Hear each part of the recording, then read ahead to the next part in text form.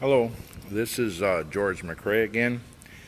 This is a follow-up video, part 2 if you will, of the 2008 Ford 6.4 liter, referring to a popping sound from the intake. Of course, we found that it had pushed off a rocker arm and number 4 cylinder. And we went ahead and did both sides.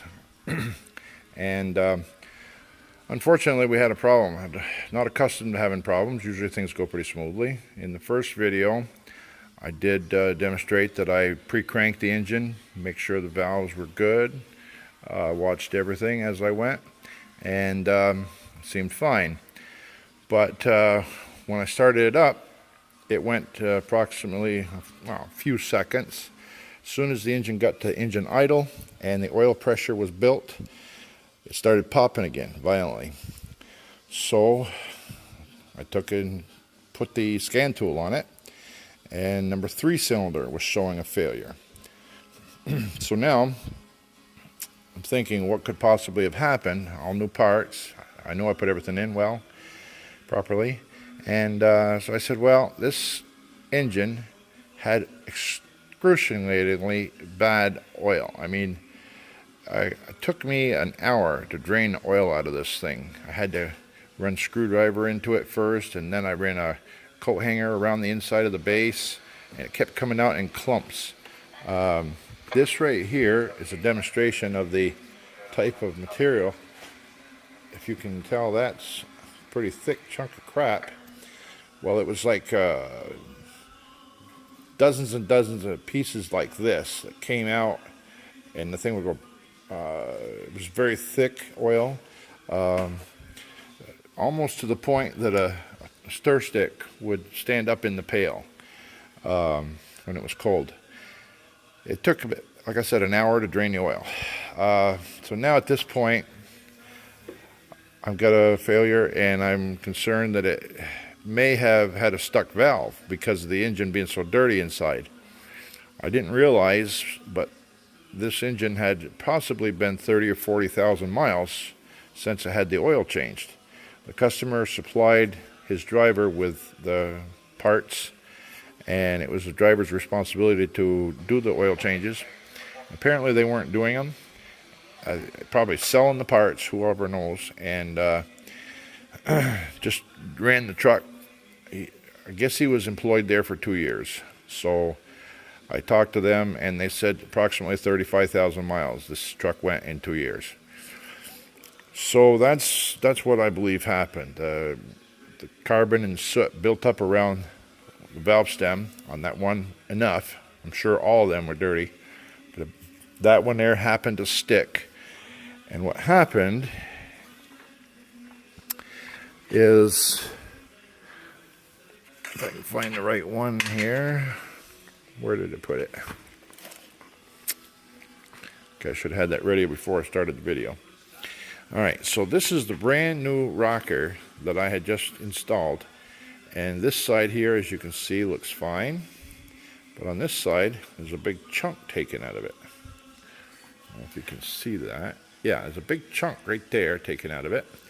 What happened was, as the valve stuck, when it first started, and the engine oil pressure brought the lifter up to full height, and the engine RPM got up to speed, the push rod jumped out of the rocker because the valve would have stuck down, made this rocker arm flop loosely, and there's nothing really to hold this straight in place. They only have little plastic clips that hold these on the stem. So they're pretty dependent on this push rod staying in place and holding it in line for a straight push.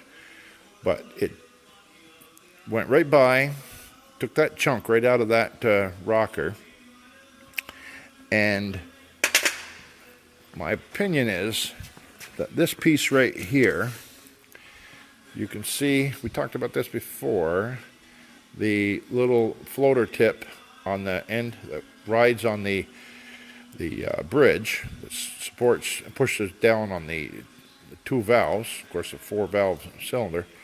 On this side, There's nothing. It's just an open hole. The whole P2 and floater and everything's gone. So I determined that it's approximately 3/16 of an inch difference in the travel.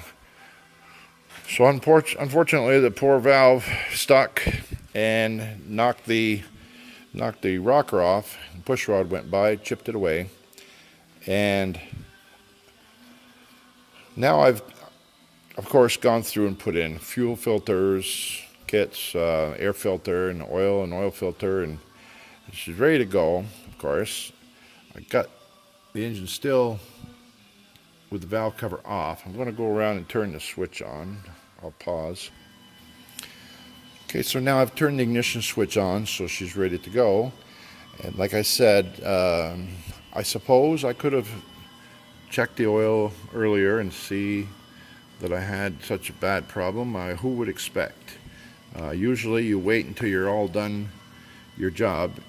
You've got to put flush chemicals down there, and a little antifreeze might get in, and you just don't change the oil until you're ready to final step. However, just a learning experience. You know, somebody really abused this engine terribly. I'm not a big 6.4 fan, but I gotta say that it has really survived under extreme conditions. I'm gonna just hit the power to this. I've already got my remote wire hooked up, and we'll give her a start.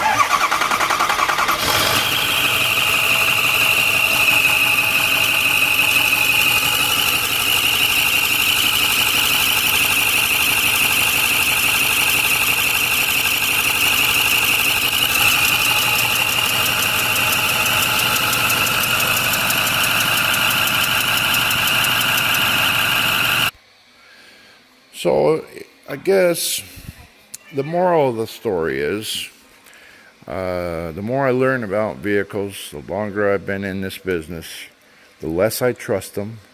And it's like my father used to say, it's a miracle that they ever run at all. But if you run into problems, hopefully this video will give you some pointers. I ran into a problem and I wanted to share it.